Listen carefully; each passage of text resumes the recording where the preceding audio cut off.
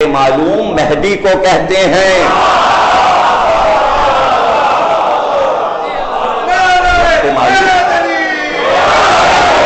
اس وقت تک کی مہلت دی ہے تجھ کو، اس کو بھی پتا ہے کہ وہ آئے اور میری زندگی ختم ہوئی۔ اور حدیثوں میں یہی ہے پیغمبر اور مولا علی کے خطبوں میں کہ جب آمد ہوگی، اور آمد میں جب رجت ہے، اور جب سرکار دو عالم تشریف لائیں گے، اس وقت چیخے گا اور یہ کہتا ہوا بھاگے گا وہ آ گئے، وہ دن آ گیا، جو دن خود اس کو معلوم ہے۔ اور سرکار کے ہاتھوں سے ہی شیطان کا قتل ہے۔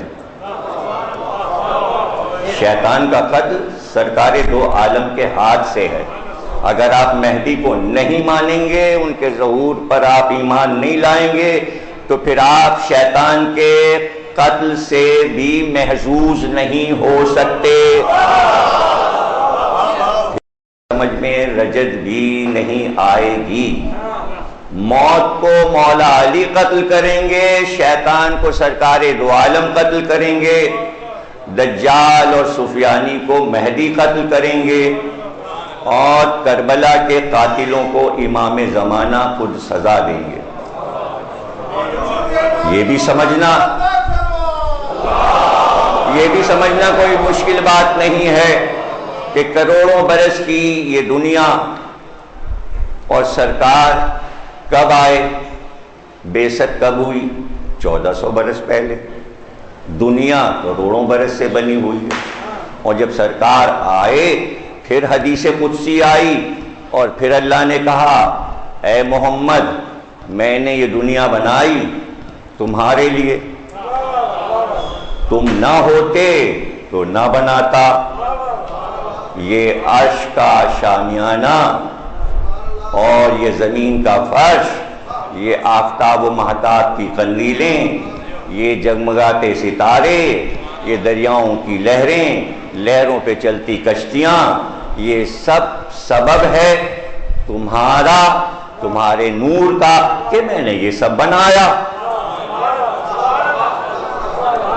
شیعہ سنی ہر فرقہ حدیث قدسی کو مانتا ہے کہ کائنات بنی صدقے میں سرکار دو عالم تھے۔ سرکار دو عالم آئے اور 11 ہجری میں تشریف لے گئے، پردہ فرمایا، دنیا سے تشریف لے گئے، اپنی اس دنیا میں واپس جہاں سے نور آیا تھا۔ تو اللہ کہتا ہے یہ ہم نے بنایا تھا سب کچھ تمہارے لیے، جب وہ چلے گئے تو اب اس کی کیا ضرورت ہے؟ اس کو بھی ختم ہو جانا چاہیے تھا، اب اس کو بھی ختم ہو جانا چاہیے تھا، اس لیے کہ یہ تو ایک عام سی بات ہے کہ جو ہر وقت ہمارے آنکھ کے سامنے ہوتی ہے، کہ جب کوئی مہمان خصوصی بلایا جاتا ہے، وہ کوئی سیاسی رہنما ہو، دینی رہنما ہو، اتنی محنت کر کے پوسٹر لگا کے بینر لگا کے اخباروں میں اعلان تاکہ مجمع ہو، لوگ آئیں، تو کتنا پیسہ لگا کے اسٹیج بنتا ہے، شامیانہ لگایا جاتا ہے، سجاوٹ ہوتی ہے، قالین بچھائے جاتے ہیں، پھول اور قمقمے اور روشنیاں ہوتی ہیں، مہمان خصوصی آنے والے ہیں۔ اور اگر 2 دن کا جشن ہے، 2 دن کا جشن ہے، تو جب جشن ختم ہو جاتا ہے اور مہمان خصوصی چلے جاتے ہیں، تو جہاں پہ اسٹیج بنتا ہے، جہاں شامیانہ ہوتا ہے، جہاں مخملی فرش ہوتا ہے، وہاں پہرے دار بٹھائے جاتے ہیں۔ دیکھو کوئی چیز خراب نہ ہو، کل پھر کسی کو آنا ہے، یہ شامیانہ رہے، یہ فرش رہے، یہ قمقمے رہیں، یہ لائٹ رہے، یہ لاؤڈ اسپیکر رہے، اس لیے کہ کل دوسرا مہمان خصوصی آئے گا۔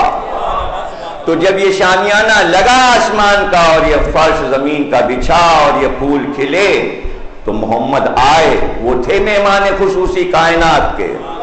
جب وہ چلے گئے اللہ نے اعلان کیا کوئی چیز خراب نہ ہو، اب ایک اور محمد کو آنا ہے، یہ فرش بچھا ہوا ہے۔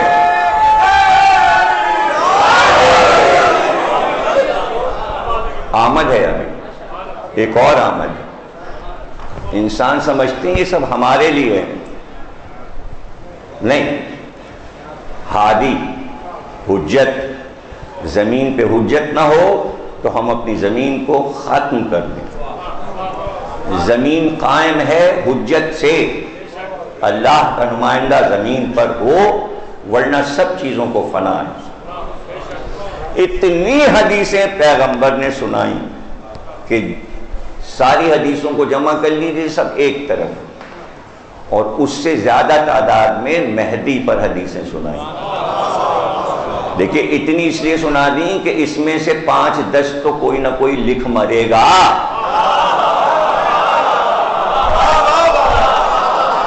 اور ہوا ایسا ہی، ہزاروں سنائیں لیکن صحیح بخاری نے ایک ہی دو لیں، لیکن وہ ایک دو کافی ہو گئے، اس لیے کہ اور کتابوں میں کئی ہیں، لکھنے والے کو آسانی ہو گئی۔ اس لیے کہ یہاں پر مسئلہ یہ آ جاتا ہے کہ اگر آپ کسی موضوع پہ کتاب لکھیں تو آپ کو یہ ثابت کرنا ہوگا بھائی کہ ترمذی میں ہے، مسلم میں ہے، طبری میں ہے، طبقات ابن سعد میں ہے، کنز العمال میں ہے، اس میں ہے، اس میں ہے، اس میں لکھ دیجئے، کتاب بن گئی۔ جیسے ہی کتاب آپ کی تیار ہوئی، پڑھا اور عالم نے فوراً کہا بخاری میں تو ہے نہیں، بیکار ہے آپ کی کتاب۔ یہ میں آپ کو 700 سال کی تاریخ سنا رہا ہوں، بخاری کو لکھے 700 برس ہو گئے جب بخارا میں لکھی گئی، روس کے ایک اسٹیٹ میں، اور اتنی مشکلوں سے کتاب لکھی گئی کہ ان کے سامنے انبار تھا حدیثوں کا۔ بغداد گئے اور یہاں گئے اور کوفے گئے اور شام گئے اور سب بوریوں میں بھر کے حدیثیں لے آئے۔ اب دیکھا انہوں نے کہا یہ تو سچی جھوٹی سب ملی ہوئی ہیں ان کی نظر میں۔ تو پھر انہوں نے مصلی بچھایا، ایک طرف حدیثیں رکھیں، ایک طرف قرآن اندازی کا پرچہ رکھا، صحیح غلط صحیح غلط۔ پھر 2 رکعت نماز پڑھی، نماز ختم کی، ادھر سے ایک حدیث اٹھائی، ادھر سے ایک پرچہ اٹھایا، حدیث کھولی، پرچہ کھولا، پرچے پہ لکھا صحیح، حدیث کو پڑھا صحیح، بیچ میں رکھ دیا۔ پھر 2 رکعت نماز پڑھی، پھر ایک حدیث اٹھائی، پھر پرچہ اٹھایا، پھر حدیث اٹھائی، پھر 3 جلدیں اس طرح لکھیں کہ ہر حدیث پہ 2 رکعت نماز پڑھ کر استخارہ لیا کہ صحیح کہ غلط۔ تو ظاہر ہے کہ اللہ کہتا گیا یہ صحیح ہے یہ غلط۔ استخارہ تو اللہ کے لیے ہوتا ہے نا، کوئی اپنا تو ہوتا نہیں، اللہ رائے دیتا۔ تو اللہ نے رائے دی کہ یہ صحیح ہے، اس لیے کتاب کا نام ہوا صحیح، پورا نام یہ ہوا صحیح بخاری بعد کتاب باری، یعنی قرآن کے بعد دوسرا مرتبہ۔ اب اس میں اتنا بڑا عقیدہ ہے، دیکھیے سب سے بڑا عقیدہ مسلمانوں کا جو ہے توحید، نبوت، خلافت، قرآن، فرشتے، حدیث، کچھ نہیں، ان سب کے اوپر ہے صحیح بخاری۔ اس سے بڑا عقیدہ 72 فرقوں کا نہیں ہے۔ کیا مطلب؟ جو چیز بخاری میں نہیں ہوگی اس کو نہیں مانا جائے گا، یہ اصول ہے، نہیں ہے تو نہیں۔ چونکہ ابو طالب کا کلمہ پڑھنا وہ حدیث نہیں لی بخاری نے، استخارہ نہیں آیا، اس لیے انہوں نے کہا دنیا ادھر کی ادھر ہو جائے، ہزاروں مورخ اور محدث لکھ دیں کہ کلمہ پڑھا ابو طالب، چونکہ امام بخاری نے نہیں لکھا اس لیے نہیں مانیں گے۔ جہاں یہ شدت ہو، اگر ایک حدیث امام مہدی کی بخاری میں نہ ہوتی تو پورا عالم اسلام انکار کر چکا ہوتا۔ ایک حدیث، اور وہ حدیث یہ ہے کہ حضور نے فرمایا نہیں آئے گی قیامت، نہیں آئے گی قیامت جب تک کہ میرا بیٹا مہدی نہ آ جائے۔